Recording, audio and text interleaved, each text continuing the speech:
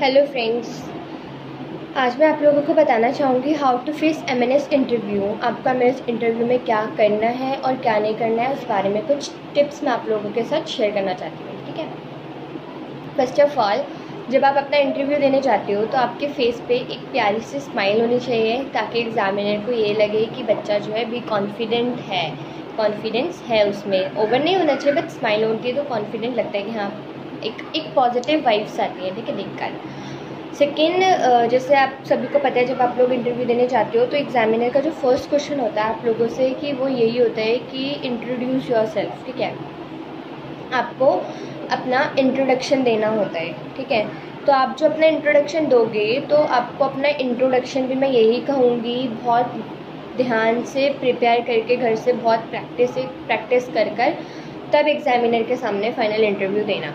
जो भी आप अपना इंटरव्यू दोगे उस पर सारी चीज़ें आपको एग्जैक्टली ऐसी बतानी है जो आपकी लाइफ में आप करते हो। कुछ भी चीज़ आपको ऐसे फेंकनी नहीं है अपने को बहुत अच्छा बताने के लिए कि मैं ऐसा हूँ या मैं वैसा हूँ, मैं ये करता हूँ या मैं ये नहीं करती हूँ। जो भी है, आपको बिल्कुल अपने को ऐसे प्रेजेंट करना है जैसे आप रियलिटी में हो। अपनी रियल लाइफ में आपको सेम एग्जैक्टली अपने को वैसे ही रिप्रेजेंट करना है। क्योंकि देखो, आप लोगों को कितना भी झूठ बोल लो, आप लोगों का झूठ सामने आ ही जाएगा, क्योंकि वहाँ पे बहुत ज़्यादा एक्सपीरियंस एग्जामिनर आपके आगे बैठा होगा। ये बात तो आप लोग भी मानते हो, इंटरव्यू अगर कोई ले रहा है तो वो भी कल का ज्वाइनिंग ऑफिसर तो होगा नहीं, बहुत एक्सपीरियंस ऑफिसर आप लोगों के सामने ऑफिसर्स बैठे होंगे। साथ में ऑफिसर्स के साथ में एक साइकोलॉजिस्ट भी बैठा होगा। इंटरव्यू में एक साइकोलॉजिस्ट भी हमेशा प्रेजेंट होता है। ठीक है, अभी बताऊँगी क्यों। ठीक है, तो जैसे आपने अपना इंट्रोडक्शन दिया, मेरा नाम ये है, मेरी मम्मी का नाम ये है, मेरे पापा का नाम ये है, मेरी हॉबीज़ ये है, मेरे अचीवमेंट्स ये मेरी लाइफ के अचीवमेंट्स हैं। ठीक है, जो भी आपने अपना इंट्रो तैयार किया है वो आपने वहाँ पे बता दिया कि मतलब ऐसे ऐसे इंट्रोडक्शन होता है। देन फिर एग्जामिनर आपसे वहाँ पे क्रॉस क्वेश्चनिंग करता है आपके इंट्रोडक्शन से ही कि आपके नाम का मतलब क्या है। जैसे फर्स्ट क्वेश्चन मोस्टली लोगों का यही होता है कि आपके नाम का मतलब क्या है, मीनिंग ऑफ योर नेम। ठीक है, सेकेंड, आपकी हॉबीज़ में से क्वेश्चन पूछ लिया कि मान लो आपने बोल दिया मेरी हॉबी डांसिंग है, तो कितने टाइप के डांस होते हैं। फिर एग्जामिनर आपको थोड़ा नर्वस फील कराने के लिए या कुछ भी मतलब करने के लिए वो आपको बोल सकते हैं चलो 2 स्टेप ही करके दिखा दो डांस के, या आपने सिंगिंग बोल दिया तो आपसे 2 लाइनें भी गाने को बोल सकता है। ठीक है, तो हॉबीज़ हो चाहे अचीवमेंट्स हो चाहे आपकी कोई भी चीज़ हो, तो अब आपको बस ऐसे बोलना है कि जो आपको पता हो, जिसके बारे में आपको पूरी डिटेल हो, कि अगर आप एग्जामिनर उस फील्ड के बारे में कुछ भी कहीं से भी पूछे तो आपको सब पता होना चाहिए। ठीक है, नेक्स्ट आता है लैंग्वेज। देखो, अगर एग्जामिनर आपसे इंग्लिश लैंग्वेज में क्वेश्चन कर रहा है तो आपको भी ट्राई करना है कि आप अपना आंसर भी इंग्लिश लैंग्वेज में दो।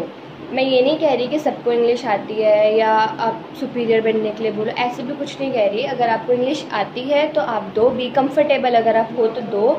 अगर आप कंफर्टेबल नहीं हो तो आप एग्जामिनर को बोल सकते हो सॉरी सर कि मतलब मैं इंग्लिश में नहीं दे पा रहा, मैं आपको आंसर हिंदी में दे देता हूँ, और आप अपना आंसर आराम से रिप्रेजेंट हिंदी में भी कर सकते हो। ठीक है, देन अगर एग्जामिनर आपसे हिंदी में क्वेश्चन कर रहा है तो वहाँ पे आपको ज़्यादा अपने को ओवर स्मार्ट या फिर अपने को सुपीरियर नहीं दिखाना कि मैं बहुत पढ़ा लिखा हूँ और आप फिर आपको वहाँ पे आंसर इंग्लिश में कर रहे हो।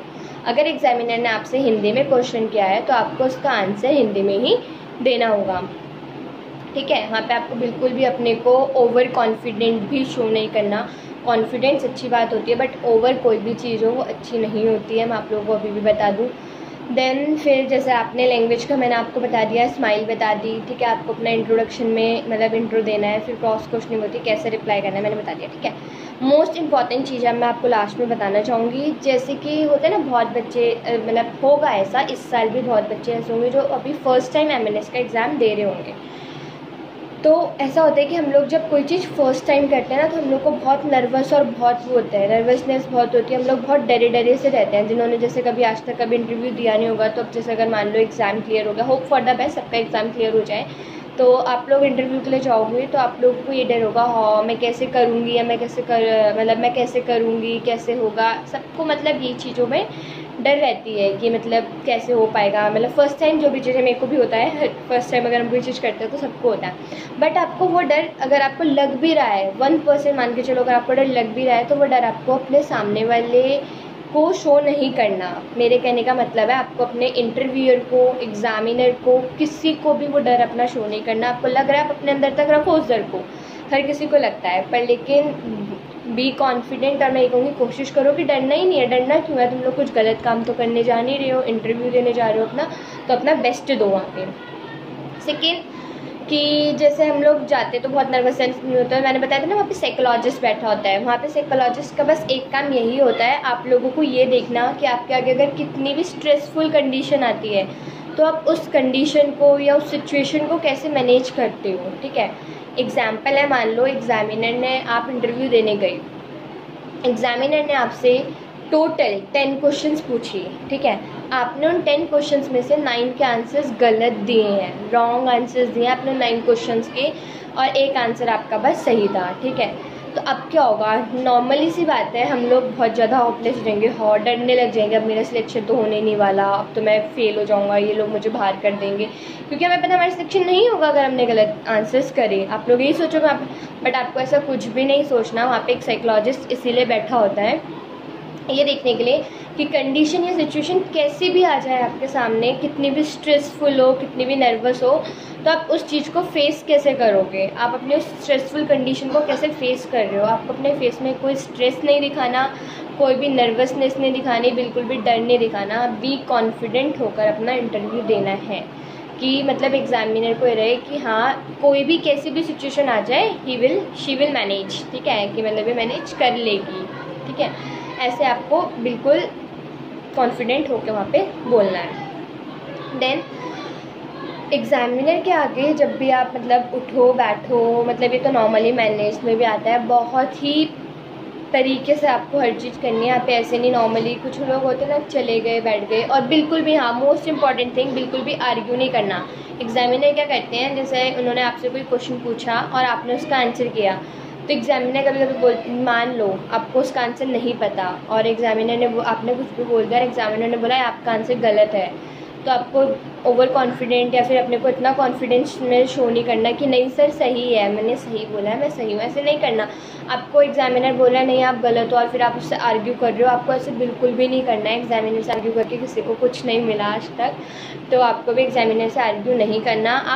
अगर आपको आंसर आता है तो आप दो, कोई प्रॉब्लम नहीं, अगर आप श्योर हो तो आप दो, और अगर कोई क्वेश्चन ऐसा आपको आंसर नहीं आता तो प्लीज़ आप लोगों से मेरी एक रिक्वेस्ट है, आप वहाँ पे बस बोल देना sorry sir I don't know this answer. ठीक है, I don't know the answer, कि मेरे को आंसर नहीं पता। आपको कुछ भी झूठ नहीं बोलना, कोई भी आंसर अगर नहीं आता तो कुछ भी गैसिंग्स नहीं करनी है, नहीं तो एग्जामिनर आपको आपके आंसर में फंसा देगा और आपको भी नहीं पता चलेगा। ठीक है, तो आप लोगों को कुछ भी मतलब अगर आता है तो दो, नहीं आता तो मत दो। यहाँ पे इंटरव्यू में जो होता है क्वेश्चंस मैटर नहीं करते, आपका नॉन वर्बल कम्युनिकेशन मैटर करता है। वर्बल कम्युनिकेशन होता है जैसे मैं अभी आपसे कर रही हूँ, मैं बोल रही हूँ और आप मुझे सुन रहे हो, ये वर्बल कम्युनिकेशन है। बट नॉन वर्बल कम्युनिकेशन ऐसा होता है कि हम लोग बोलते भी नहीं हैं और सामने वाला हमारी बात को समझ लेता है, बहुत आसानी से पता लग जाता है। इसका फॉर एग्जांपल जैसे आप लोग अपनी डेली लाइफ में देख सकते हो, कोई इंसान है, आप किसी से बात कर रहे हो, ठीक है, बट उस इंसान को आपसे बात करने में बिल्कुल भी इंटरेस्ट नहीं है। ठीक है, वो इंसान आपसे बात करने में बिल्कुल भी इंटरेस्टेड नहीं है, उसको कोई मज़ा नहीं आ रहा आपकी बात सुनने में, या फिर यूँ समझ लो वो अभी इंटरेस्टेड नहीं है, उसके माइंड पे कोई ना कोई स्ट्रेस है, टेंशन है। ठीक है, तो वो आपको बुरा ना लगे करके वो आपको डायरेक्टली भी नहीं बोलेगा कि मेरे को तुझसे बात नहीं करनी, या मेरे को तेरी बात पे मज़ा नहीं आ रहा है, या मैं टेंशन में हूँ, मैं अब कल बात करता हूँ। वो आपको बिल्कुल भी कुछ नहीं बोल रहा, पर लेकिन उसकी हरकतें या उसका फेशियल एक्सप्रेशन ऐसा होगा कि आप खुद ही समझ जाओगे कि हाँ ये मेरे से बात करने में इंटरेस्टेड नहीं है। तो ये सब चीज़ें जो होती हैं, उठना बैठना, हमारे फेशियल, ये सब हमारे नॉन वर्बल कम्युनिकेशन में आते हैं, जो कि साइकोलॉजिस्ट वहाँ पर बैठ के खाली यही देखेगा। देखो सबको पता है MNS के इंटरव्यू से पहले आपका एक रिटन टेस्ट होता है जो आप लोग 11 सितंबर को देकर आ चुके हो। ठीक है, होप फॉर द बेस्ट, सबका सिलेक्शन हो। पर लेकिन वहाँ पे जब आप इंटरव्यू देने जाओगे तो वहाँ पे क्वेश्चंस मैटर नहीं करते, इतने मैं आपको फिर से बता रही हूँ। अगर आपको आता है तो आप आंसर देना, अगर आपको नहीं आता तो लिव इट, छोड़ दो उसको, कोई बात नहीं, बोल दो sir I don't know the answer. वहाँ पे क्वेश्चंस मैटर नहीं करते, उन्हें पता है अगर बच्चा इस स्टेज तक आया है, इंटरव्यू की स्टेज तक आया है, तो उसने मेहनत करी थी, उसने पढ़ा था, तभी वो रिटन क्लियर करके इंटरव्यू तक पहुँचा है। वहाँ पे आपके क्वेश्चंस मैटर नहीं करेंगे, आपका कॉन्फिडेंस, आप सिचुएशन को कैसे हैंडल कर रहे हो, कैसे नहीं कर रहे हो, यही सब चीज़ें मैटर करती हैं। ठीक है, ये तो बात हो गई पूरे आपके इंट्रो की, आपने इंट्रोडक्शन दिया और एग्जामिनर ने आपसे क्रॉस क्वेश्चंस किए। ठीक है, ये सारी बातें हो गई। अब एग्जामिनर मान लो ऐसे क्वेश्चंस भी आप लोगों से कर सकता है कि आप में ऐसा क्या है कि हम आपको आर्मी के लिए सिलेक्ट करें। ठीक है, आप लोग आर्मी ज्वाइन करने जा रहे हो, क्वेश्चन आराम से हो सकता है कि आप में ऐसा क्या है कि मैं आपको आर्मी के लिए सिलेक्ट कर लूँ या करूँ, तो क्यों, मतलब कुछ अपनी कोई मतलब वो बताओ, बेस्ट अपने लाइफ का कोई बेस्ट इंसिडेंट अगर आपका है तो आप वहाँ पे वो बता सकते हो कि ऐसे ऐसे हुआ था, तब से मेरा मन है मैं आर्मी ज्वाइन करूँ, है ना। या फिर कोई मतलब ऐसा आप में बेस्ट है कि अपनी कोई बेस्ट क्वालिटी बता दो, और वहाँ पे आपको ये नहीं करना कि इन सब से तो अच्छी हूँ मैं इसलिए मुझे सिलेक्ट कर लो, या ये ऐसे किसी को भी नीचा दिखा के खुद को सुपीरियर नहीं बनाना। आप लोगों को अपने को सुपीरियर अपनी क्वालिटीज़ से ही बनाना है, अपनी क्वालिटी ही बताओ जो आप हकीकत में हो। ठीक है, लास्ट में मैं यही कहूँगी, कॉन्फिडेंटली होकर जाना, आराम से इंटरव्यू देना, बिल्कुल भी टेंशन मत लेना, सब अच्छा होगा।